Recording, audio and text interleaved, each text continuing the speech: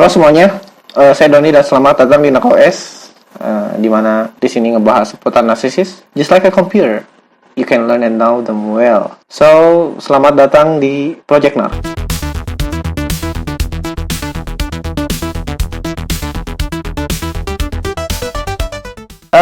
Kemarin kita udah bahas kan ya, kenapa Nar nge-discard lu. Mana discardnya bikin lu questioning your own reality, ya kan? Like why the fuck did they do that to me? Kayak nah sih gitu kan, maneh teh gitu, gusti gara-gara maneh. Tapi dengan tidak expectnya gitu ya, tidak disangka-sangka dia tiba-tiba balik lagi ke lu gitu dan memohon-mohon minta maaf karena aku kemarin kerja ya, aku nggak akan ngulangin lagi deh kesalahan gua kemarin tuh aku sibuk jadi aku matiin HP bla bla bla bla bla bla. Yang tadinya di silent treatment sampai 3 bulan misalnya, terus tiba-tiba datang lagi gitu dengan alasan yang menurut dia gitu masuk akal. Kayak aku janji deh nggak akan gini lagi, aku mau berubah, aku nggak akan lagi selingkuh. Kalau misalnya kasusnya gitu yang di discardnya selingkuh ya, tapi emang kebanyakan sih selingkuh sih. Terus lu yain kan ceritanya, dan siklusnya bakal berulang gitu ya, love bombing lagi, di value lagi, discard lagi, hoover lagi, gitu aja terus. Kayak aku janji deh gak akan ngulangin lagi, beneran aku kemarin memang salah, aku buat salah, kemarin tuh aku sibuk, kemarin tuh aku memang gak sengaja bla bla bla bla bla bla. But at least they coming back, right? But what if they doesn't get you back? Gimana kalau misalnya dia gak nge-hover lu? Kemana kalau misalnya manena turnover didinya. So kalau misalnya gitu ya, mereka nggak balik lagi, ya percaya sih sama gue ya. Kalau misalnya dia melakukan kesalahan kayak misalnya dia selingkuh, dia nggak akan nge-over lu karena dia pasti malu banget karena mereka nggak punya celah gitu buat nge-over lu.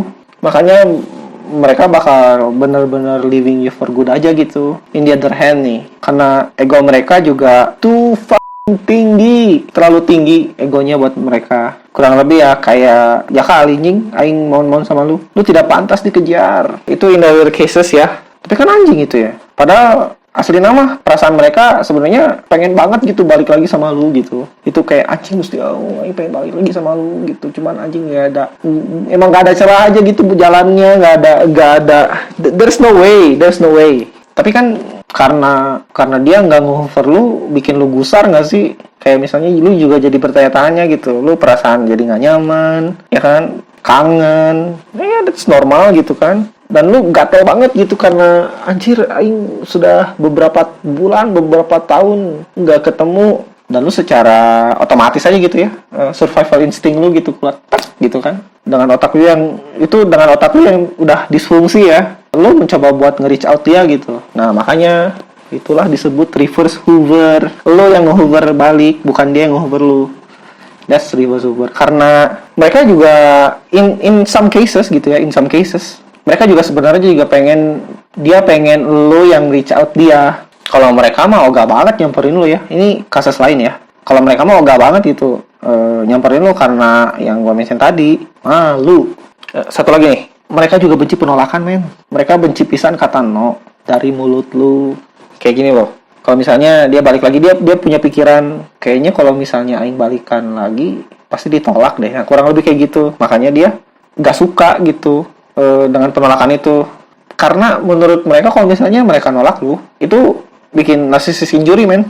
Nah, makanya mereka takut banget ke reach out lu, takut dijawab tidak. Makanya nih, I just wanted to tell you that kalau misalnya mereka nggak nge-reach out lu, ya harusnya lu berbangga hati lah. Lebih bersyukur ya. Mungkin pasti lu bakal bertanya-tanya kan, kayak misalnya karena lu juga kangen, gue yakin banget lu kangen gitu, dan lu pasti gatel banget pengen ngontak gitu kan. Kalau dari aing sih ya, pasti bersyukur sih mereka nggak datang lagi ke kehidupan lu gitu. Jadi lu bisa fokus ke diri lu sendiri. Your brain has been damaged, okay? Apalagi yang udah bertahun-tahun. So, be patient lah. Don't reach them out. Tapi nih, kalau kasusnya lu di hoover, biasanya kayak obses banget mereka kalau minta maafnya. Kayak dia bakal tiba-tiba muncul di kampus lu, dia bakal datang tiba-tiba di kafe misalnya yang lu suka datangin, di tempat gawe, di depan rumah gitu kan. buat minta maaf doang gitu. Karena kalau ketemu in person, chance buat dimaafinnya lebih besar lah, naik berapa persen lah. Karena dengan lihat muka doi, lu biasanya luluh kan, apalagi yang udah bertahun-tahun ya. Ya kurang lebih gitu ya. Kayak tiba-tiba nongol di tempat rumah lu, tiba-tiba nongol di tempat kerjaan lu, tiba-tiba nongol di kampus lu. Karena kalau ketemu in person bakal jauh lebih mudah dimaafin, bener gak sih? So, siap-siap aja nih kalau misalnya yang di Hoover ya. Bakal sulit banget sih. Soalnya siklusnya bakal berulang. Dan kalau misalnya kena Hoover nih, bakal lebih sakit sih. It's more like nightmare. Kayak main game ya. Kayak main game ya kalau misalnya mainnya di hard gitu ya. Nah, pas siklus berulang ini naik jadi expert gitu. Mungkin aja kedepannya bisa lebih worst case loh. Bisa jadi main tangan lah, main fisik lah. Yang selingkuh, makin selingkuh gitu. Malah jadi lebih intens sama selingkuhnya. In other cases, kalau lu pengen lepas dari lingkaran setan, menurut gue ya nggak ada jalan lain sih selain move on and let them go. Karena mereka juga nggak akan berubah. Chance-nya kecil. Saya kasih contoh nih, contoh kecil ya. Kenapa anak ini nggak bisa berubah? Soalnya ada kasus salah satu anak gitu ya datang ke psikolog.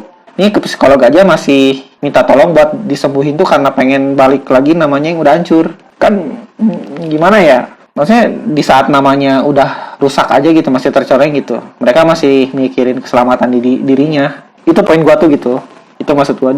That's what I'm talking about. That's why it's so hard gitu buat mereka berubah. Kalau lu nggak bisa cabut dari nih lingkaran setan ya, I don't blame you at all, okay? I'm not blaming you at all. Emang senyeri eta.